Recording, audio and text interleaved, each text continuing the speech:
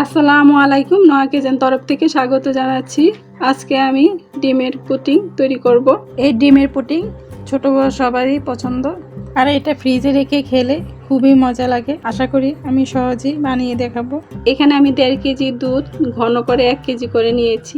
এখানে আমি 9টা হাঁসের ডিম নিয়েছি। এখন এই ডিমগুলো আমি ভেঙে ডিমের কুসুম সহ নিয়ে নিচ্ছি।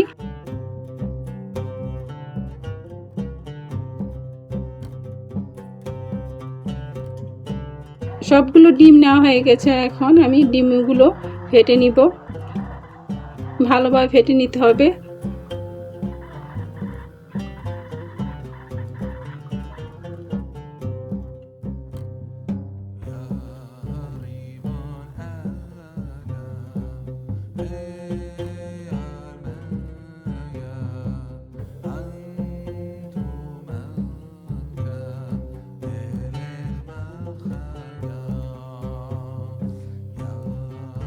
প্রায় 10 মিনিটের মতো আমি ডিমগুলো ফেটে নিয়েছি।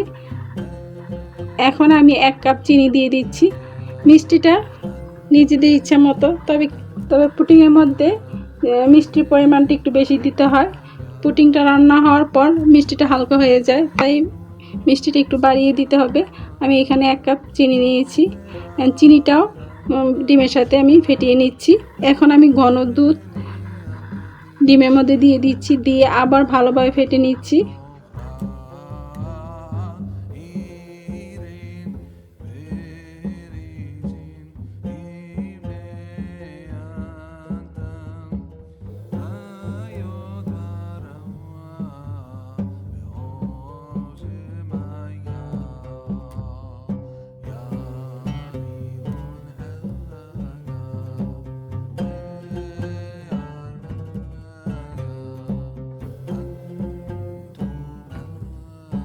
এক চা চামচ আমি ভ্যানিলা এসেন্স দিয়ে দিচ্ছি, দিয়ে নেড়ে দিচ্ছি। ডিম ফেটা হয়ে গেছে। এখন আমি ক্যারামেল তৈরি করব। আমি যে পাত্রে পুডিংটা তৈরি করব সেই পাত্রে ক্যারামেলটা তৈরি করব। আমি হাঁড়ির মধ্যে 1 টেবিল চামচ চিনি দিয়ে দিচ্ছি।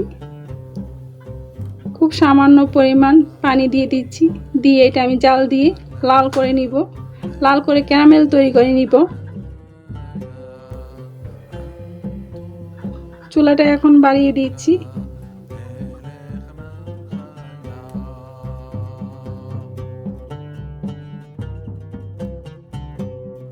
এখন আমি ক্যারামেলটা পাতিলের চারপাশে ঘুরিয়ে লাগিয়ে নিচ্ছি।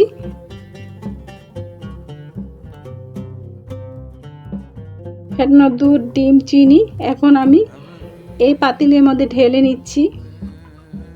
এখন আমি এটা ভাপ দিব। আমি বড় একটা পাতিলের মধ্যে অল্প পানি নিয়ে নিচ্ছি, তার মধ্যে একটা স্ট্যান্ড দিয়ে দিচ্ছি। এখন আমি ওই পাতিলটা ভিতরে দিয়ে দিচ্ছি। এটা আমি ভাপ দিব। ঢাকনা দিয়ে দিচ্ছি। চুলা যখন জাল হবে তখন ঢাকনাটা পড়ে যেতে পারে, তাই আমি একটা ভারী জিনিস দিয়ে দিব। এখন আমি পুতা দিয়ে দিলাম, দিয়ে ঢেকে দিব। আমি পুডিংটা বসানোর পর পাতিলের মধ্যে আর একটু পানি দিয়ে দিয়েছি। পানির পরিমাণটা এমন দিতে হবে যাতে বলক এসে পুডিংয়ের মধ্যে পানি ঢুকে না যায়। এমনভাবে দিতে হবে যাতে নিচেই থাকে পানিটা। এই পুডিংটা হতে আধা ঘন্টা লাগবে। আধা ঘন্টার পরে আমি ফিরে আসছি। আধা ঘন্টার মধ্যে আমার পুডিংটা হয়ে গেছে। আমি তুলে রেখেছি। এটা প্রায় ঠান্ডা হয়ে গেছে।